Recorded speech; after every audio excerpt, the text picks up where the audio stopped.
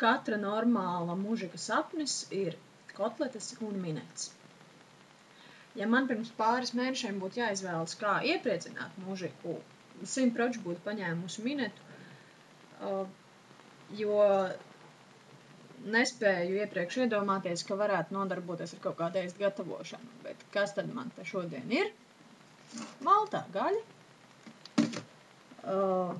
majonēze, sīpoli, ķiploki, olas, bišķiņ milti un aliņš. Vai joši pēc mineta? Nu diez vai.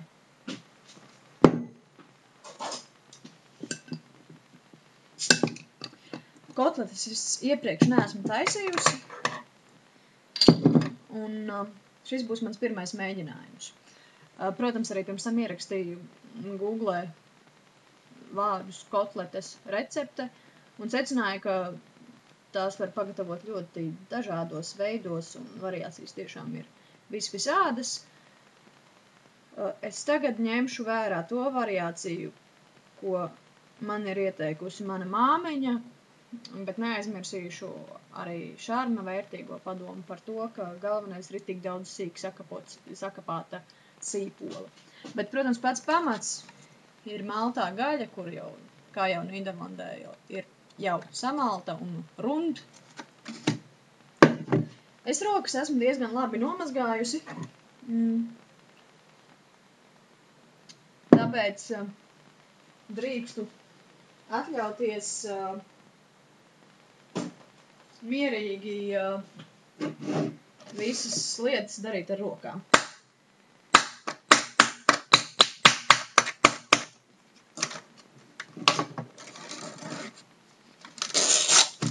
Šeit ir 0,5 kilo gaļas. Kotlets man ritīgi patīk arī tad, kad jau ir pienākusi otrā diena, un tad viņas ir augstas, un tad viņas ēst tādas, man ritīgi patīk. Tiesa Latvijā viņas var uzlikt uz normālas maizes, un man vajag garšot tas kaut plašs maizes, bet šeit es šodien pat esmu pieņēmusi lēmumu, ka Nīderlandes maizi es turpmāk neēdīšu vispār. Uz to 0,5 kilo es 3 šitādas sīpoles lieku klāt. Šitais diezgan labs sīpols, jo pa pusei sapubis ir. Es lasīju receptēs, ka ir cilvēki, kas maltajai gaļai liek klāt arī slapju maizi, bet man liekas, ka tas drīzāk dara tajos gadījumos, kad to gaļu tu pats mali, un tad vēl caur tai mašīnai izlaida arī to slapjo maizi.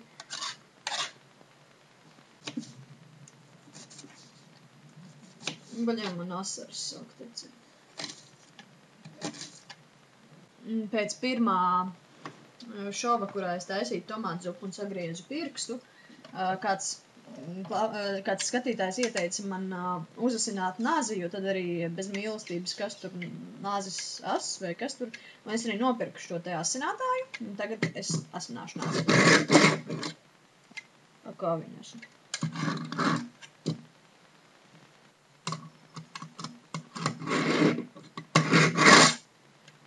Tur nekas nenotiek.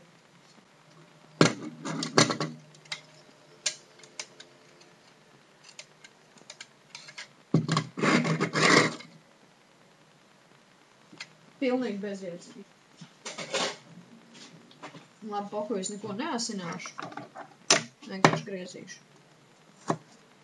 Es esmu redzējis, ka to asinātāju tur piebāž iekšā, un tad viņi bīd šurp, turp, un tad baigi forši beigās. Tagad sīpols var uzskatīt par sasmalcinātiem. Liekam iekšā pie maltās gaļas.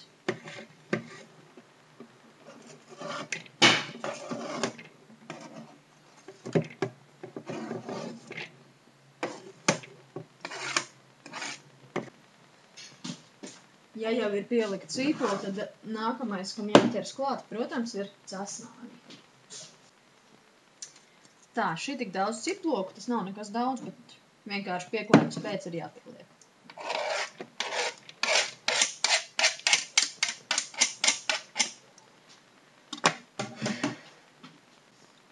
Reizes struncis pareģoja manu nākotni. Es viņam teicu, ka es vispār nemāku taisīt ēst, negribu taisīt ēst, nepatīk man taisīt ēst. Un Struncis man teica tā: Sirsniņ, tad, kad tev būs blakus tāds vīrietis, tad tu no vienas olas tādus ēdienus taisīsi, nu tādus ēdienus. Kā varbūt noprotat, ir pienācis laiks olām.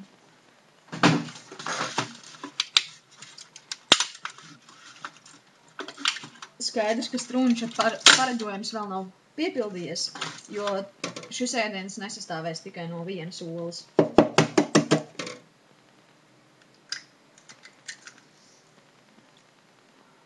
Redzējāt, kā es normālu olu pāršēdīju uz pusēm? Un nākamā lieta ir ēdama karote miltu.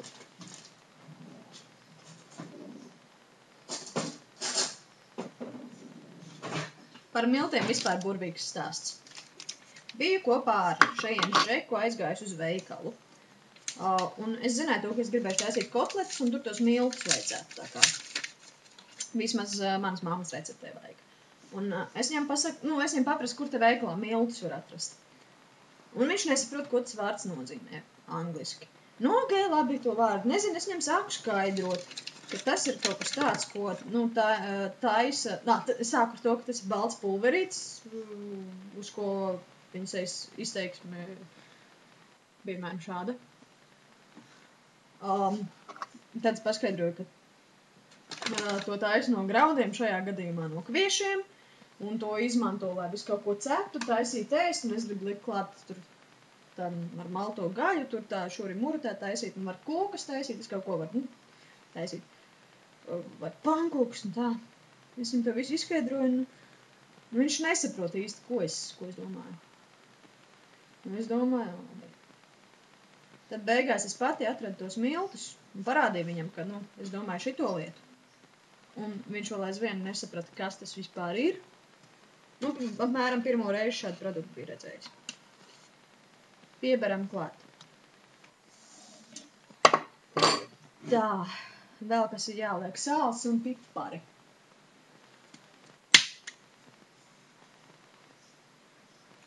Sāls un pipari. Melnie pipari. Es bēžu bez kādas žēlastības.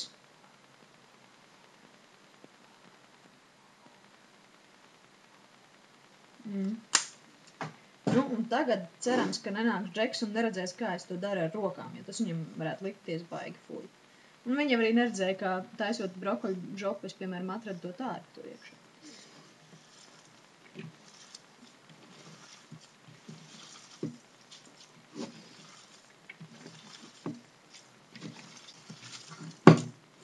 Neesmu kaut ko aizmirsus? Jā! Vajadzēja it kā ēdam karoti krējuma. Krējumu es šeit nevarēju dabūt. Izlīdzēšos ar majonēzi. Redziet, kāds pikucis? Es šitādu te majonēzi atradu, kaut kādu ļoti šaubīgu. Bet, pakuj.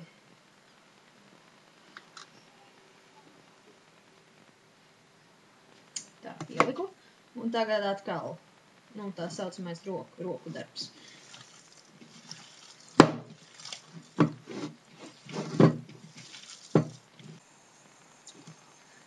Ja tā labi ieskatās, te var redzēt, ka tie sīpoli ir diezgan daudz, jo viņas var redzēt, tie baltie plankumiņi ir sīpoli. Bet man liekas, ka tieši tā ir jābūt. Panna ir vairāk vai mazāk sakarsusi, un varam mēģināt pirmo kotletīti. Man patīk mazās kotletītes. Tādas, ko var manā mazajā plaukstiņā ielikt. Un tādu es arī mēģināšu vienu uztaisīt.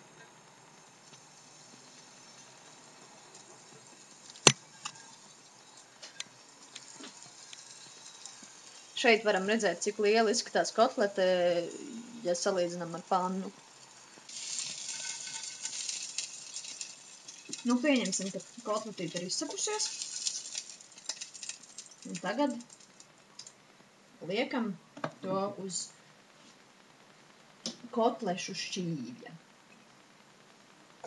Mazliet nogaidīsim, lai mazliet atdziest, un tad izmēģināsim, kā tad īsti ir. Nu tā, tagad mēģināsim šito kotleti. Tā, izskatās, ka līdz galam tomēr neesmu izcepusi, tas pirmkārt. Bet nu neko.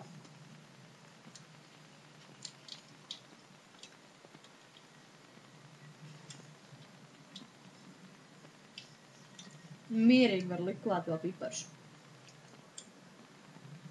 Un šāli.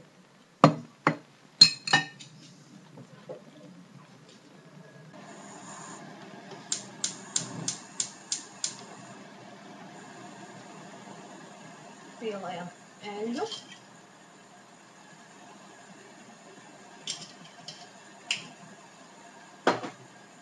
Ieēdam čipsus.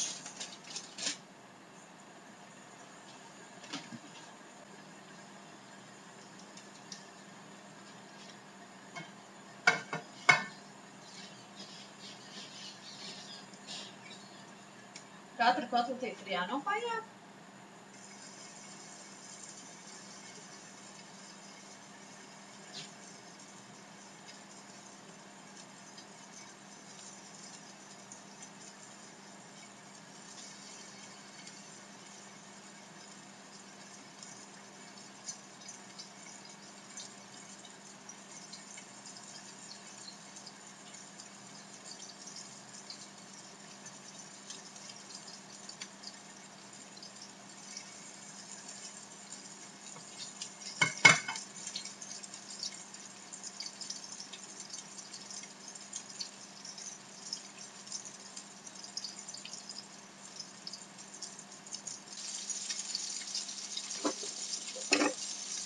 Kotletītes cepas šitādas, to parādīšu.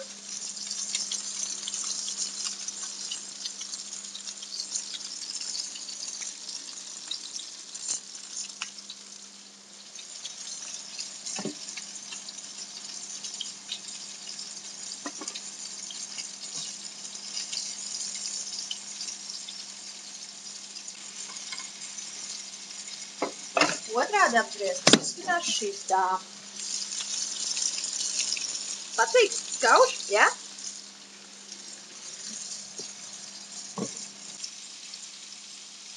Tā, šis ir tas mirklis, kad varam reizē redzēt pagātni un nākotni. Iedīšu vēl vienu pagātnīti.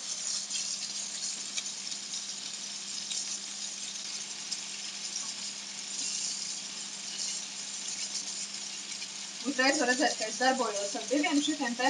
Tas nozīmē, ko tas nozīmē? Divi rīki. Tas nozīmē profesionāls pavārs.